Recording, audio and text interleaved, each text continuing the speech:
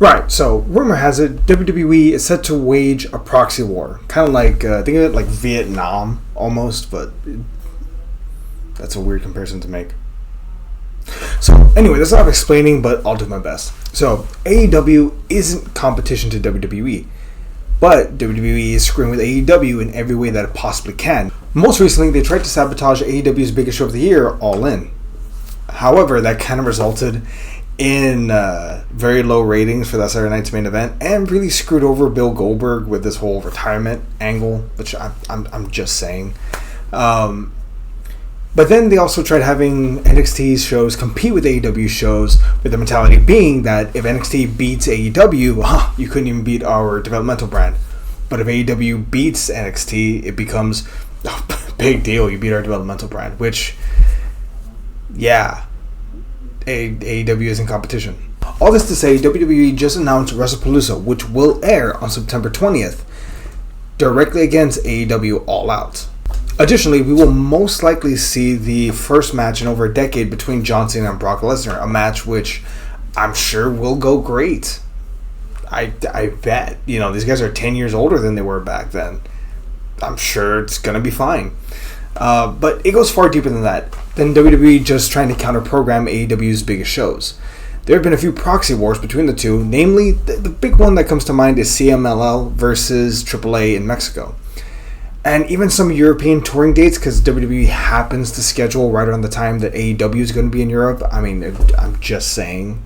But all this just to say, because they have Clash in Paris in, 3 weeks? No, 2 weeks. Yeah, anyway, so WWE just happens to be scheduling a pay-per-view right after AEW's Forbidden Door, which should be a sellout, thank God. Now, all this to say is it's going to get a little more technical going forward when I talk about this whole proxy war between the two companies. Or I guess sabotage from one, not really a war from the other side, if that makes sense. So, recently, WWE has signed two massive deals. One with Netflix, the other one with ESPN to air their PLEs. I'm just going to keep calling them pay-per-views.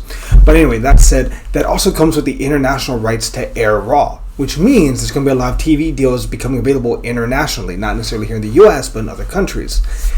And that's a big deal because now with Raw coming completely off cable television around the world and going to Netflix, that means that there's going to be a great big wrestling hole that AEW may want to fill. Not like that. No, actually, no. Yeah, I meant it like that. And if you don't believe that these TV deals are a big deal, here's one example. TNA actually managed to stay afloat during the mid-2000s because they were making no money in the US, but they were making money internationally. I believe it was particularly a deal with India, a TV rights deal in India, that kept them afloat. Now, that said, with WWE coming off the market, AEW is looking to fill the void.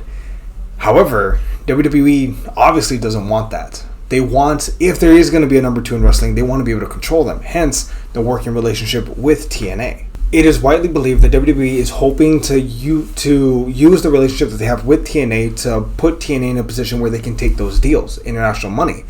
Additionally, it's also heavily rumored that they're trying to put them on an affiliate network television show, probably either USA or Fox, and possibly even on Wednesday nights to compete directly with AEW. But, AEW is in competition. It's the same strategy that they used with NXT versus AEW during the Wednesday Night Wars, where WWE tried to slow down AEW's momentum towards a TV deal, but ultimately it failed, and AEW was able to sign a relatively big deal at the time, back in I want to say it was 2020, 2021. And earlier this year, late last year, they did announce another deal with Warner Brothers that saw them, go way up in value. As of right now, AEW is valued at $2 billion. And that's not AEW's evaluation, that's Variety. That's a third party that's evaluating them that high. WWE does not want them to get another massive deal because that's just another lifeline that they're going to have. Although, if I was WWE, I'd also be cautious because now Peacock may be interested in bringing AEW aboard. Because they saw how great their numbers were with WWE, maybe they want to pay a lot of money to AEW. And they can continue to grow from there.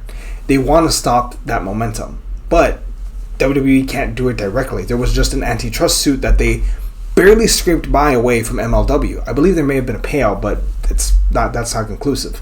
That said, the next best option that they have, use TNA to try and fight, which I don't think that's going to go well, if I'm being honest. It's also just maddening to me that WWE is so hell-bent on completely destroying their competition to a point where they're cannibalizing their own product with overexposure. But hey ho, what do I know? I guess that's just the day of the territories. Just a little rant about the BS that's going on right now. Anyway, how's your day?